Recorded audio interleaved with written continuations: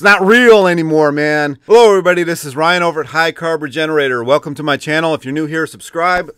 Like the video if it does you any good. Let's get started. So I wanted to talk about me from 405 to today I was 265. What I've done right, what I haven't done right. It has been quite a few years. I was 405 in 2010 through 11. Well, into 11, and then that's when the weight started falling off when I went raw vegan. Here is the title screen.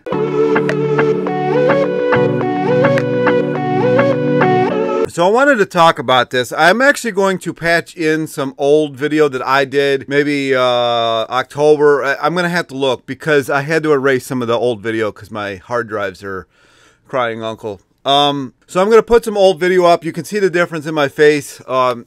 The one thing that I noticed that was terrible for me was the 50-50 plate. Like, I don't suggest that for anybody. I don't see any reason to do 50-50 plate at all, because what's going to happen is your metabolism is going to keep going down, down, down, down, down. Because your thyroid, which is what controls your metabolism, when it doesn't have enough carbohydrates, sugar, whatever you want to call it, it starts lowering the T4. And when the T4 goes down, your metabolism goes down. And when your metabolism goes down, your TSH goes up. And it's very, very hard to lose weight. And because you are replacing half of what you should be eating with non-starchy vegetables, which are extremely expensive for what they are, you start noticing that your metabolism goes down. So you have to eat less, less, less, less, less, and less. If you are trying to do any kind of endurance, any kind of athletics, if you're trying to lift, if you're trying to do this, if you're trying to do that, I know these people claim that you can do it, but I'm sorry. Like, I tried it, you know, when I was talking about the 50-50 plate back in the day, I had a bunch of people coming in my comment section and telling me that they couldn't even, you know, walk from their house to their car anymore because they had no energy. They're like, I can't do anything, and I'm supposed to be going for a hike in the mountains or whatever, or the you know, wherever they're going, and they had no energy for it. And that's when they found my videos, when I was, you know, kind of dogging on the 50-50 plate. And I still do. I actually gained a lot of weight on the 50-50 plate. I went from like kind of where I'm at right now to about 280. You know, and then when I started this channel, I did the Starch solution, and I went up to in the 290s, which is not fun. You know, even 265, I'd rather be less than this. And that's where we're at right now. So, but the things that have worked over the years, raw worked 100%. Like, if you can find raw food all day, in my mind, I know when I interviewed Durian Ryder the other day, he talked about Freely started losing weight like crazy once she hit the starches. And I can see that. I can definitely see that, because it dries you out a bit. Like, I know I've mentioned this before. The Chinese talk about they don't eat actually raw food because they say it makes your system too wet. And when your system's too wet, you're bloated and things don't digest right. And, you know, so they don't agree with it at all. And they have a pretty good track record prior to adopting a Western diet of being healthy people. So you gotta look at these people and what worked for them. But at the same time, I really like raw. Like, raw, the weight falls off like that, like crazy. But I do have to add in the sugar to, you know, the food, because, you know, the fruit just doesn't, like, it's just not even as sweet as it was when I got into this whole thing 10 years ago, 11 years ago, actually, at this point. It was way sweeter back then. Way sweeter. And, like, I watched Durian Ryder videos back then of him adding sugar into stuff. I thought he was crazy, because the bananas back in the day were like lights out, right? If you had them ripe, if you ate them green or like just yellow or whatever, they're crap, right? They mess up your stomach. And I think a lot of people who were on the raw vegan back in the day, they weren't ripening their bananas right, because everybody was like trying to live off bananas, and they forgot that other fruit exists, you know, like there's mangoes and all this other kind of stuff. And they became raw food purists. They wouldn't eat frozen food. Like, oh, I can't eat frozen food. It's not real anymore, man. It's not real. It's not really fruit anymore. And so you had these people go nuts, and they look crazy. and they kind of were crazy, and and then they start eating an entire cow. So you've really got to monitor this. If you can't get the stuff in your area, don't beat yourself up over it, or move. That's always an option. Everybody's like, well, I got a family. I mean, my grandfather on my mom's side decided when his entire family was in their late teens that he was going to another state because there was a better job there. And he was like, peace, he went out. And whoever came with him, came with him. So it can happen. It happens. I've known other people who've done the same thing. So if you really want to live that fruit life, you might have to move. You might have to move. But if you don't, if you're okay with the starches, which is fine. But for me, I don't lose weight on the starch solution. The starch solution and I do not mix very well. We kind of repel. We kind of butt heads, and it just doesn't work, right? It worked when I was recovering from my surgery, but in hindsight, I was starting off the day with a juice because I wasn't able to carry my own food, and I didn't want to have her carrying all this fruit and everything like that. So I'm like, why don't you just make me some carrot juices or something like that? It's a lot easier to deal with.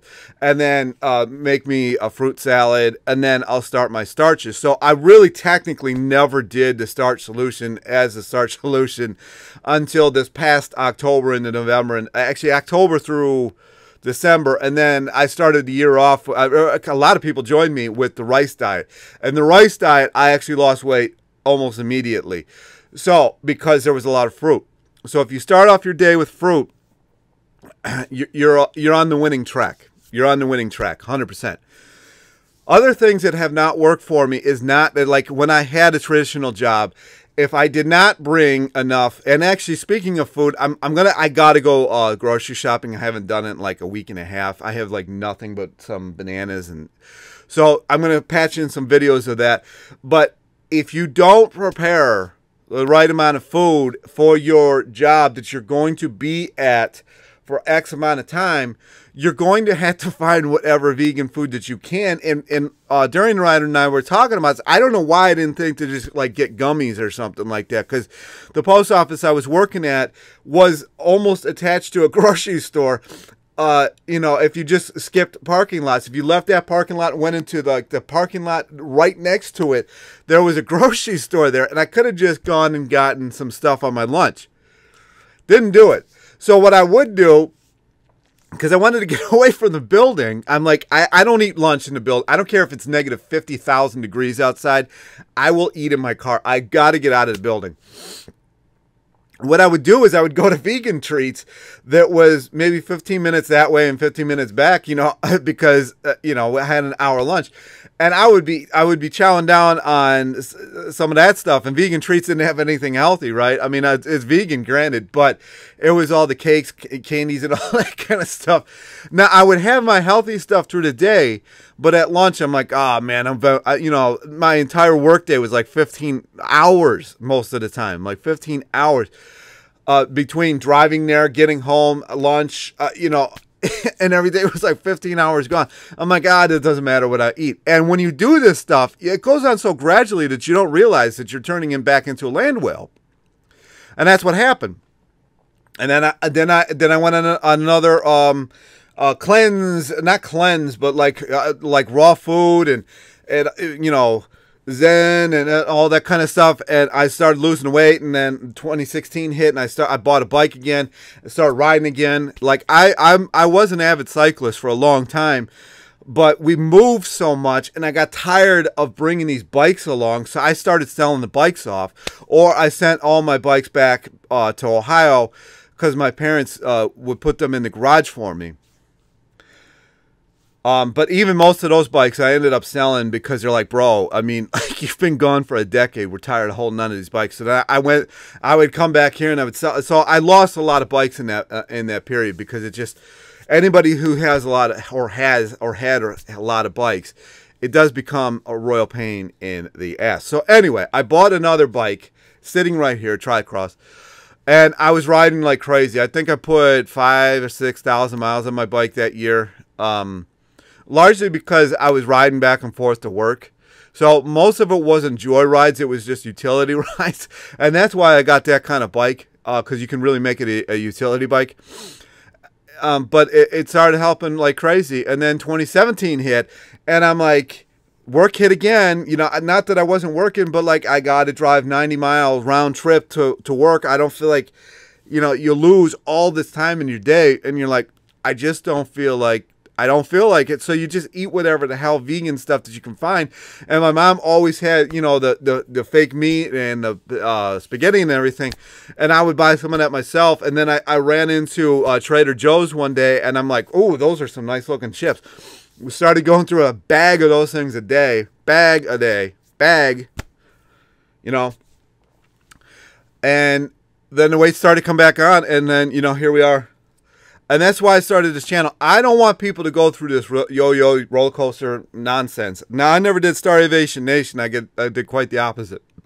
But I don't want anybody going through that. Just find what works. Fruit in the morning, fruit for lunch, fruit for dinner if you can find enough. If you can't, then start adding in the starches. Now, I can see why she did lose weight on the starches, because it does tend to be a drier weight, and a kind of you know, you're not as bloated and stuff, and you can actually get more calories in, because it is extremely hard, especially when you're a heavier weight, to get in enough carbohydrate. It's extremely hard to do. Extremely hard to do. Like for me, for example, I'm supposed to be getting in 1,200 grams if I take the 10 gram per kilogram model into you know, my day-to-day. 1,200 grams of carbs is extremely hard to do. So I fail at it most nights. And like last night, I was eating at 1 o'clock in the morning because I'm trying the entire day. So that's where the sugar comes in. You know, you start adding sugar into things.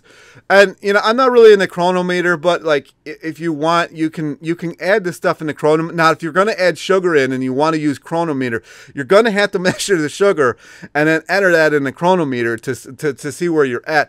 I know I probably should do that, because I'm trying desperately to get to a point where I actually have everything down like 4 or 5 hours before I go to bed. Because when I don't do that, I wake up groggy as shit the next day. Like what happened today. I know I don't seem groggy, but I just woke up not that long ago because I got a crazy ass sleep schedule. I know Durian Rider's like, bro, you got to start going to bed at 8 o'clock. I've never, single digits, 4 years old, never been able to do it.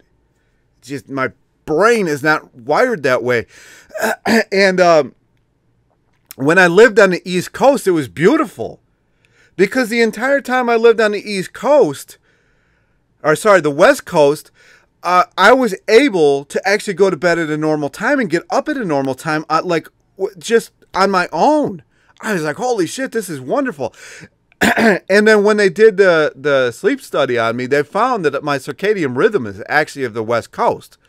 They said it's not uncommon for people to have circadian rhythms from different places on the planet. But, you know, what are you going to do? I live on the East Coast. So that's another thing. Like, I definitely 100% noticed on the days that I had a couple of days, I think it was last week, where I was able to actually get everything down and not be, well, I had a little bit of canned fruit, like a little canned fruit right before I went to bed, or a little bit of sugar, just, you know, because I can't sleep if I'm hungry. And so, but that would actually top me off. That would be all I really needed to get there. And when I woke up the next morning, those were the days, and I didn't take damn video of it, I was actually under 260. Under 260. It was beautiful. But the days that I don't do that, I'm in the mid 260s when I wake up, and it goes up from there. So we'll see what I end up doing. I interviewed somebody yesterday, and she actually, that video will probably be out tomorrow. She actually does fruit all day and then a salad at night, which is what I was actually doing when I did the raw kick. And she's not into a lot of fat either. So we'll see where this goes. I really got to figure out how to get, and everybody should do this. I'm not a huge proponent. I used to be. I used to defend it, but after I saw how much less I weigh in the morning, I can only imagine if I spiraled that. I mean, I might be down in the 240s by the end of June if I could figure that one out, or just these other things. So anyway, enjoy the journey that I'm on. Hopefully this journey is doing you good as well. That's actually the point of this channel.